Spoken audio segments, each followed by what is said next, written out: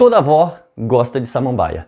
É impressionante como nossas velhinhas têm sempre uma planta dessa no quintal ou na garagem. Ela serve sempre para o neto derrubar com a bola, não é verdade? Ou se não, para bater a cabeça nela. Você sabia que as samambaias nem sempre são tão pequenas quanto aquelas que nós conhecemos? Eu sou o professor Marquinho e hoje nós vamos falar sobre pteridófitas.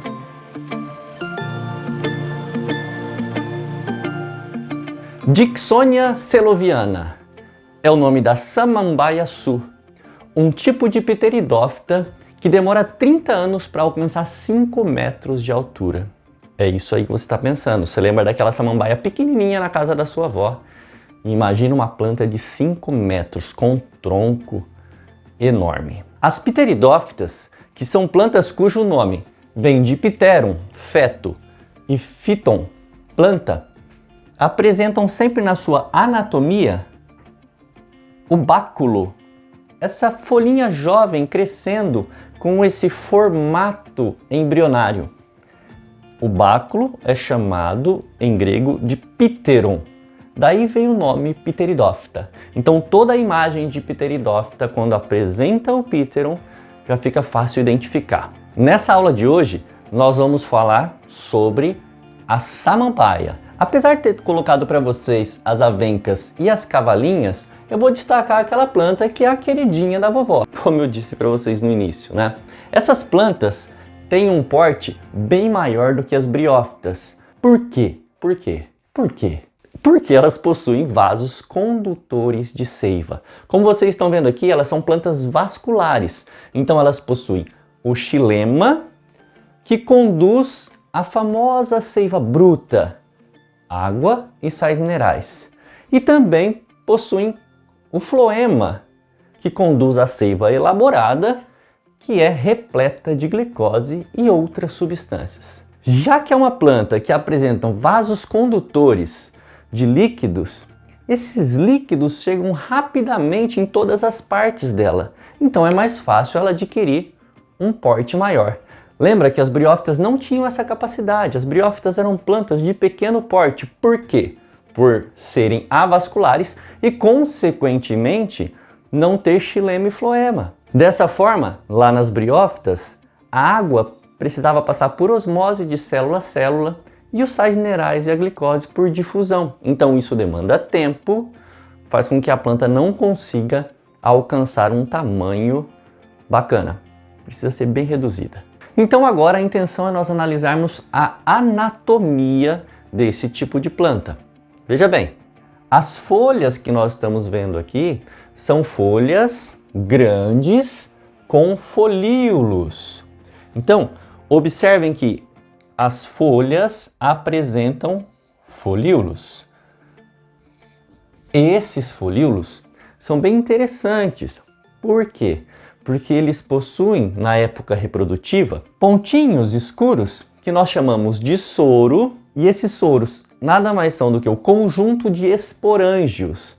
Esporângios são bolsinhas onde ocorre a meiose, onde ocorre a produção de esporos por meiose.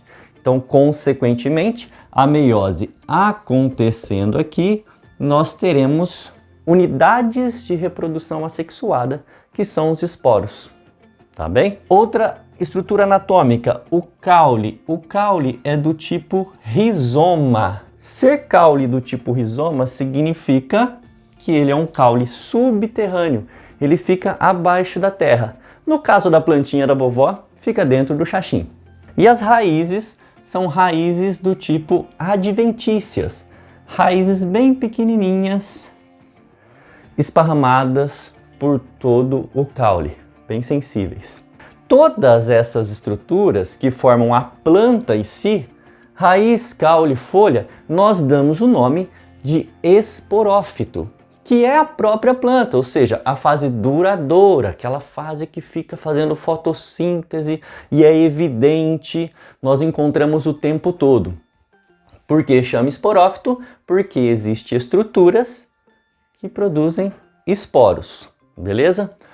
Outra parte anatômica que nem sempre a gente vê Por quê? Porque é mais comum aparecer no ambiente natural desses vegetais. Professor, qual é o ambiente natural desses vegetais? Vamos lá. Essa é uma planta que depende de água para fecundação. Então ela precisa de um ambiente úmido e sombreado. É planta de floresta. É muito comum em ambiente de floresta nós encontrarmos escondidinho uma plantinha pequenininha embaixo dos esporófitos, pequenininha, verdinha e mais ou menos do tamanho de uma unha. Essa plantinha é a fase intermediária da pteridófita, da samambaia. Essa plantinha nós damos o nome de prótalo.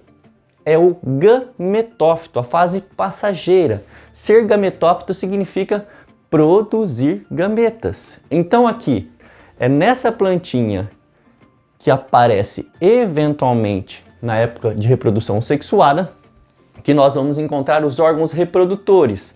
O arquegônio, que é o órgão reprodutor feminino, e o anterídeo, que é o órgão reprodutor masculino.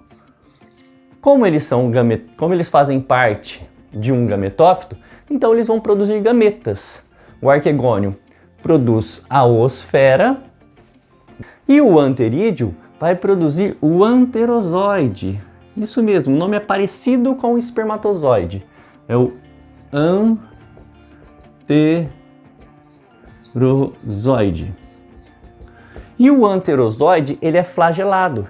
Consequentemente, ele precisa de água para chegar até a oosfera. Mas isso nós vamos estudar no ciclo reprodutivo da pteridófita. Então agora, o que eu quero que você faça é que anote que existe aqui, nessa teoria de fases duradoura e passageira, uma diferença muito importante em relação às briófitas.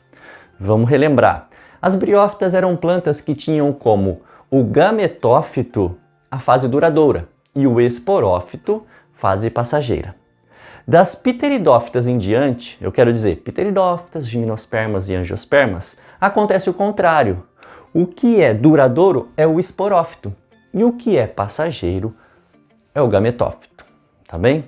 Não se esqueçam, essa questão evolutiva é de extrema importância.